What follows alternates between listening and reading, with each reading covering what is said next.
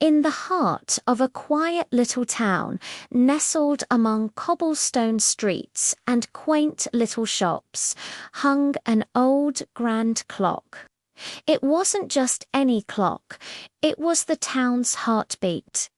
Its chimes marked the rhythm of everyone's day, from the baker pulling out his first batch of bread to the children rushing off to school. Everyone trusted it. Everyone followed its steady, reliable tick-tock. But this clock held a secret, a magical quirk that no one had ever suspected. You see, it didn't just move time forward or backward. Oh no, that would be far too simple. This clock moved time sideways. One Tuesday morning, the sun peeked over the horizon, casting a golden glow on the rooftops. The clock's hands crept towards 8 a.m., ready to signal the official start of the day. But when the chime finally rang out, something felt different.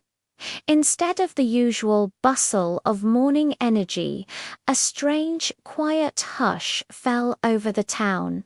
The bright morning sun suddenly felt like the soft, silvery light of the moon. Street lamps flickered on, casting long shadows.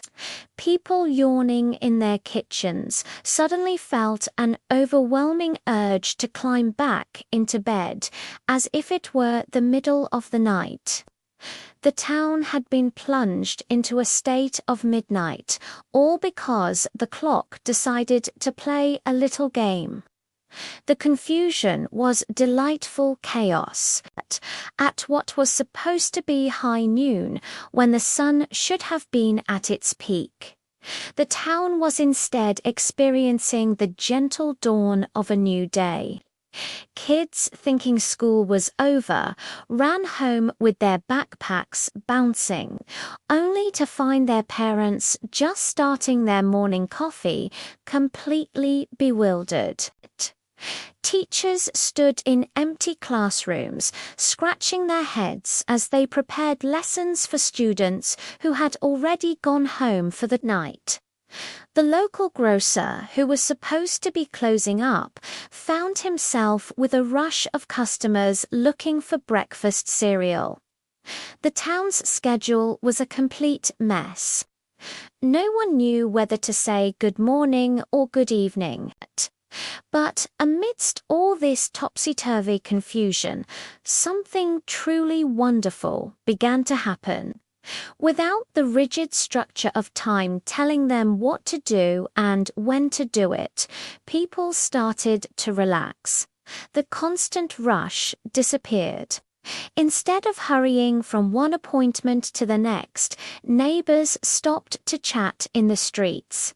Bathed in the strange, misplaced moonlight of midday, families who would normally be scattered by work and school found themselves sharing unexpected meals together, laughing at the absurdity of eating breakfast for dinner.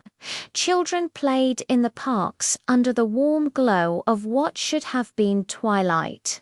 For the first time in a long, long time, nobody was watching the clock. They were too busy enjoying the moment, whatever time of day it happened to be. The town was filled with more laughter and less stress. This beautiful, chaotic dance with time went on for what felt like an eternity, but was probably just a few days.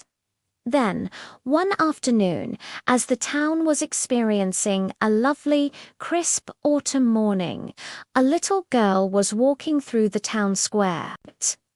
She stopped right beneath the grand old clock tower, tilting her head back to look up at its mischievous face. While everyone else was rushing around in a state of happy confusion, she had been watching. She had noticed the playful tick of its hands, the whimsical ring of its chime. She smiled, and in a voice clear as a bell, she said, "You're a very silly clock. You don't control time. You just like to play with it. As if in response to her words, the great clock let out a soft, gentle tick. A warm, familiar light washed over the town. The misplaced moonlight faded, and the midday sun shone brightly in its rightful place. The scents of morning coffee were replaced by the aroma of lunchtime cooking. Everything snapped back to normal.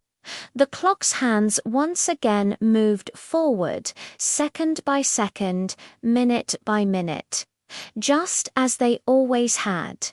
The sideways journey through time was over. Life in the town returned to its regular rhythm, but something had fundamentally changed within the people.